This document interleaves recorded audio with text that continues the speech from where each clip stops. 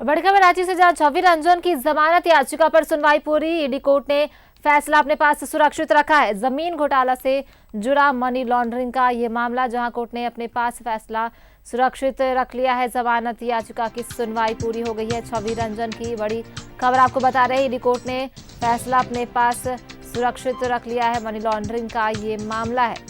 जमीन घोटाले से जुड़ा मनी लॉन्ड्रिंग के मामले में छवि रंजन की जमानत याचिका पर सुनवाई पूरी हो गई, जहां ईडी कोर्ट ने फैसला अपने पास सुरक्षित रखा है।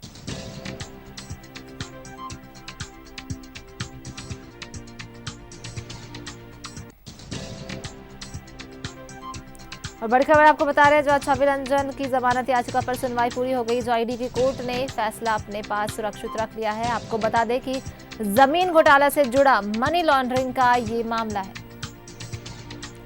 जिसमें छवि रंजन ने जमानत की याचिका दी, जिस पर आज सुनवाई पूरी हो गई है और इस पर ईडी कोर्ट ने फैसला अपने पास सुरक्षित रख लिया है।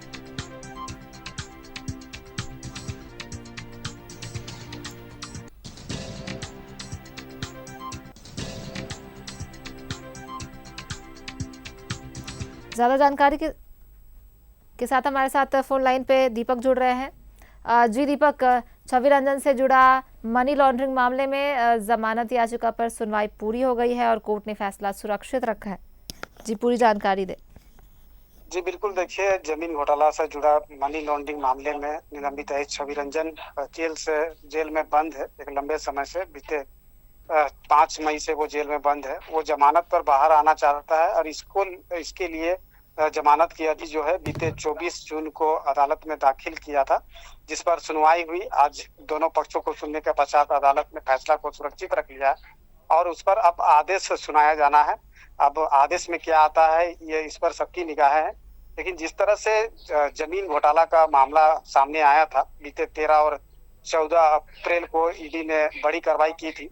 निलंबित आईएएस छवि रंजन और कई जमीन कारोबारियों के अलग अलग ठिकानों पर ईडी ने छापेमारी की थी और उस छापेमारी में कई अहम दस्तावेज ईडी को हाथ लगा था, जिसके आधार पर ईडी लगातार कार्रवाई कर रही है। 13 अप्रैल को ही बड़गाई अंचल के सीआई भानु प्रताप समेत कुल 7 जमीन कारोबारियों को ईडी ने गिरफ्तार किया था। गिरफ्तार करने के बाद रिमांड पर लेकर सभी 7 लोगों से पूछताछ हुई और उसके बाद 4 मई को निलंबित छवि रंजन को समन जारी कर ईडी दफ्तर बुलाया गया था और उसी दरमियान उनसे पूछताछ हुई। एक लंबे पूछताछ में ईडी के जो सवाल है उसका सही से वो जवाब नहीं दे पाया, यानी कि ईडी को संतुष्ट नहीं कर पाया। उसके बाद ईडी ने 4 मई को ही निलंबित छवि रंजन को अरेस्ट किया। अरेस्ट करने के बाद जो कानूनी प्रक्रिया है उसके तहत ईडी की विशेष अदालत में पेश कर रिमांड पर लेकर पूछताछ की। पूछताछ में जैसे जैसे जानकारी मिली उसके आधार पर लगातार ईडी की कार्रवाई हुई और जिस तरह से जो कार्रवाई हुई उसमें आपने देखा भी होगा कि जो जमीन की खरीद बिक्री करने वाले लोग थे, जो जिनके द्वारा जमीन खरीदारी की गई थी, जगतबंधु टी एस्टेट कंपनी के संचालक दिलीप घोष और व्यवसायी अमित अग्रवाल को भी ईडी ने कोलकाता से गिरफ्तार किया था।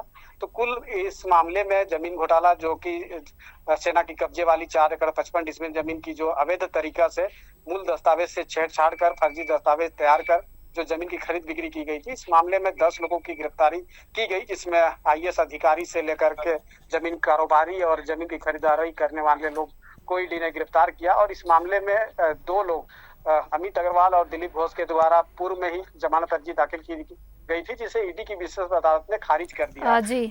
अब आज निलंबित छवि रंजन की जो जमानत अर्जी पर आज सुनवाई पूरी हो गई है। अब अदालत के जो फैसला है वो देखना होगा कि क्या कुछ फैसला आता है, क्या निलंबित छवि रंजन को देखना होगा कि क्या कुछ फैसला आता है। जी दीपक, बहुत बहुत धन्यवाद आपका तमाम जानकारियों के लिए।